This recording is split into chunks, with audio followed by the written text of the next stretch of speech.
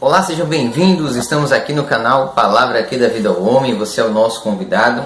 Estamos hoje com a lição de número 12 da Escola Bíblica Dominical, onde nós vamos falar da lição que diz: Esdra e Neemias combatem o casamento misto, o casamento que era contrário aos parâmetros judaicos. O nosso texto áureo diz o seguinte: não vos prendais a um jugo desigual com os infiéis, porque que sociedade tem a justiça com a injustiça? E que comunhão tem a luz com as trevas? Segundo os Coríntios, capítulo 6, verso 14. A verdade prática diz: o lar foi instituído por Deus para ser uma bênção, desde que seja observada a orientação divina sobre a sua formação. A leitura bíblica em classe, ela vai dizer o seguinte: Esdras 9, do 1 ao 4. Acabado, pois, essas coisas, chegaram-se a mim os príncipes, dizendo: o povo de Israel e os sacerdotes e os levitas não se têm separado dos povos desta terra, seguindo as abominações dos cananeus, dos heteus, dos fariseus, dos jebuseus e dos amonitas e dos moabitas, dos egípcios e dos amorreus. Porque tomaram das suas filhas para si e para seus filhos, e assim se misturou a semente santa com os povos desta terra. E até a mão dos príncipes e magistrados foi a primeira nesta transgressão. Ouvindo eu tal coisa, rasguei a minha veste e o meu manto, e arranquei os cabelos da minha cabeça e da minha barba, e me assentei atônito. Então se ajuntaram a mim todos os que tremiam das palavras do Deus de Israel por causa da transgressão dos do cativeiro. Porém eu me fiquei assentado atônito até o sacrifício da tarde. Neemias 13, 23. Vi também naqueles dias judeus que tinham casado com mulheres astoditas, amonitas e moabitas, e seus filhos falavam meio astodita e não podiam falar judaico, senão segundo a língua de cada povo. E contendi com eles e os amaldiçoei e espanquei algum deles. E lhes arranquei os cabelos e os fiz jurar por Deus, dizendo: não dareis mais vossas filhas a seus filhos, e não tomareis mais suas filhas, nem para vossos filhos, nem para vós mesmos. Porventura, não pecou nisso Salomão, rei de Israel, não havendo entre muitas nações rei semelhante a ele, e sendo amado de seu Deus, e pondo Deus rei sobre todo Israel, e contudo as mulheres estranhas o fizeram pecar. Neemias 9, 38. E com tudo isto fizemos um firme concerto e escrevemos e selaram-nos os nossos príncipes, os nossos levitas e os nossos sacerdotes. Neemias 10. E os que selaram foram Neemias, o Tirsata, filho de Racalias, e Zedequias. Firmemente aderiram aos seus irmãos, os mais nobres entre eles, e convinheram num anátema e num juramento, de que andariam na lei de Deus, que foi dada pelo ministério de Moisés, servo de Deus, e que guardariam e cumpririam todos os mandamentos do Senhor, nosso Senhor, e os seus juízos e os seus estatutos, e que não daríamos as nossas filhas ao povo da terra, nem tomaríamos as filhas dele para nossos filhos. Muito bem, o que é que a gente vai estudar nessa lição? A gente vai estudar sobre a preservação da linhagem de Israel, do povo judaico, e vamos ver a questão do casamento do jugo desigual, tá certo? Então, o que a gente vai ver agora? O que aconteceu com os judeus no período desse cativeiro? Nós sabemos que a lei de Deus, quando Deus fez aliança com o povo de Israel, eles disseram o seguinte: não façam concerto com os moradores da terra, nem tome suas filhas para teus filhos. Êxodo 34, do 11 ao 16, Deuteronômio 7, 3 e 4. O que é que Deus estava propondo para Israel? Que Israel tomasse o cuidado de não se misturar com os povos estranhos, com os povos pagãos. Por quê? Porque aquele povo não professava a mesma fé, não conhecia o mesmo Deus, não tinha os mesmos costumes e faziam o que era mal aos olhos do Senhor. Então, o que é que Deus está tentando fazer? Preservar a linhagem do povo, preservar a moralidade do povo, a fé do povo, a vida do povo, os costumes do povo. Porque a gente sabe que aonde há mistura, as coisas nunca ficam como é original. Quando você tem um carro e você troca as peças daquele carro por uma peça que não é original, ele nunca tem o mesmo desempenho. Por quê? Porque o que não é original é uma mistura. Essa mistura, ela não tem o mesmo valor daquilo que é oriundo do original. No primeiro ponto ele diz assim: Esdras e Neemias combatem o perigo do casamento misto. Então a ira e a reação de Esdras, né? Quando Esdras soube disso, ele ficou muito entristecido, e o texto vai dizer que ele rasgou as suas vestes. Isso era um costume judaico.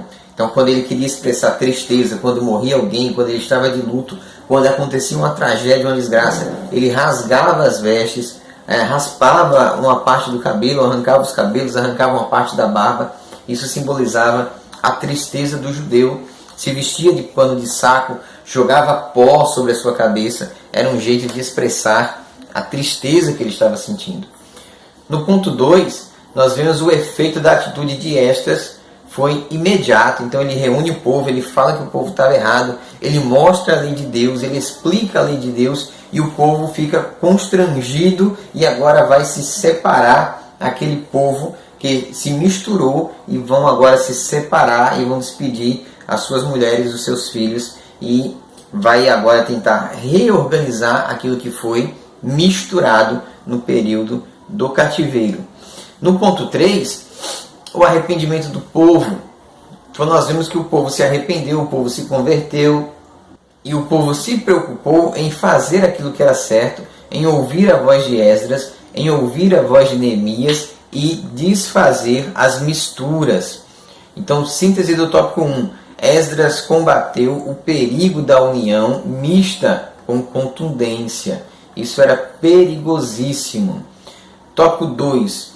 Por que um judeu não devia casar com uma pagã? Deus havia proibido o casamento misto. Se nós olharmos, essa mistura, ela nunca foi agradável aos olhos de Deus. Quando Deus chama Abraão, Deus fala que de Abraão Deus fará um povo. Se Deus quisesse um povo já pronto, tinha os amonitas, os heteus, os jebuseus, os fariseus, os cananeus, os egípcios. Já tinha ali várias civilizações construídas no chamamento de Abraão. Mas Deus não queria povos de mistura. Deus queria um povo exclusivo. Deus queria um povo único, um povo perfeito, um povo modelo. Então, de Abraão, Deus vai fazer este povo modelo. Se nós olharmos para a história de Israel, nós vamos ver que Salomão foi um rei muito sábio, mas à medida que ele adquire para ele mulheres estranhas, essas mulheres vão inserir na vida de Salomão costumes estranhos, costumes pagãos, leis e práticas que vão de encontro a Deus, e naturalmente Salomão em algum momento vai ceder ao pecado desses povos pagãos. Nós vemos que Acabe tomou para si como mulher a Jezabel. Quem mandava em Israel não era Acabe, quem mandava era Jezabel. Quem mandava em casa não era Acabe, quem mandava era Jezabel. Jezabel, ela perturbou a paz de Israel e fez com que o rei também ficasse perturbado. E ela foi a responsável por fortalecer o culto a Baal nos seus tempos, nos seus dias, porque ela era pagã. Síntese do tópico 2. Deus proíbe a união mista entre judeus porque a consequência dessa prática é nefasta, conforme a história de Israel nos mostra. Vamos ao tópico de número 3. A sobrevivência do povo judeu. O povo judeu, ele é o povo mais puro da face da terra. Isso se deu justamente à sua capacidade de não misturar-se com as nações à sua volta. Então isso conservou o povo puro a nível de etnia. É o povo mais puro do mundo. É o povo mais exclusivo do mundo. Não se tem tanta mistura. É um povo bastante homogêneo. Isso é uma prova da misericórdia de Deus, porque o povo judeu ele sofreu inúmeras perseguições, como na Segunda Guerra Mundial, pela Alemanha, pelo nazismo, né? Pela Espanha, pela Polônia, pela Inglaterra, e conseguiu permanecer unido, firme, de pé. Por quê? Porque eles se preservaram puros, eles não cederam às misturas. Síntese do tópico 3. A preservação do povo judeu é considerada um milagre. Tópico 4. uma palavra final sobre o casamento dos crentes. E o cristão, ele pode casar com quem não é cristão? Pode, só não deve. Por que ele pode? Porque ele é livre. Mas se ele for temente a Deus, se ele for firmado nos ensinamentos bíblicos, ele não vai procurar um casamento fora da igreja. Por quê? Porque a isto dá-se o nome de julgo desigual. Quantas irmãs casaram com homens não crentes e após o casamento foram arrancadas da igreja? Quantos homens casaram com mulheres não crentes e aos poucos foram deixando de ir à igreja até se desviar totalmente? Isso é o julgo desigual. É eu querer fazer com que duas pessoas de dois mundos diferentes fiquem juntas e não vai dar certo. É como, por exemplo, quando você vai arar a terra, você tem que colocar um boi com um boi. Você não pode colocar um boi com um camelo, um boi com um gato, um boi com um cachorro. Por quê? Porque não vai arar a terra corretamente. Precisa ser pareado. Precisa ser do mesmo universo, da mesma história, da mesma página. Tem que ser da mesma comunhão. Por quê? Porque você precisa ter ali alguém que compreenda os seus princípios, os seus valores, as suas crenças. Se a pessoa ela é alienada àquilo que você vive, normalmente, 99% dos casos, o que acontece? A pessoa que não é crente tira a pessoa que é crente da igreja. 99% dos casos. Então, quer namorar? Ore a Deus, peça sabedoria, direcionamento e confirmação. Quer noivar? Mesma coisa. Quer casar? Mesma coisa. Por quê? Porque depois que casou, casado está. Não tem mais choro nem vela. Síntese do tópico 4. O casamento é a união total entre um homem e uma mulher. Tópico 5. Esperar em Deus. Esperar em Deus é uma coisa difícil. Por que é uma coisa difícil? Porque a juventude tem pressa, a mocidade tem pressa, o jovem tem pressa, as pessoas têm pressa. E na pressa, nas atitudes precipitadas, nas atitudes não pensadas, é onde mora o erro, o engano, a mentira, o pecado e a destruição total de uma pessoa. Então, quero casar, procure alguém do mesmo jugo, procure alguém do seu meio, procure alguém da sua fé, procure alguém da sua comunhão. Ah, depois que eu casar, eu mudo ele. Não, ninguém muda ninguém depois do casamento. Não se iluda. Ninguém vai mudar a cabeça de ninguém depois do casamento. É no namoro que você tem a oportunidade de pular fora. É no namoro que você tem a oportunidade de perceber que aquele homem não é para você, que aquela mulher não é para você. Então, caia fora. Outra coisa, não se namora para passar tempo, se namora para ter compromisso, responsabilidade. Então, se você não tem condições de namorar, não namore, porque se começou errado, vai terminar errado. Nada que começa errado termina certo.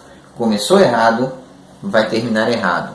Faça as coisas com diligência, sabedoria e cuidado. Lembre-se, não escandalize a obra de Deus, não escandalize a palavra de Deus. Seja sábio, sábia, coerente. Não tenha um julgo desigual, tenha um julgo pautado na palavra de Deus. Que Deus te abençoe. Fique com Deus, em nome de Jesus.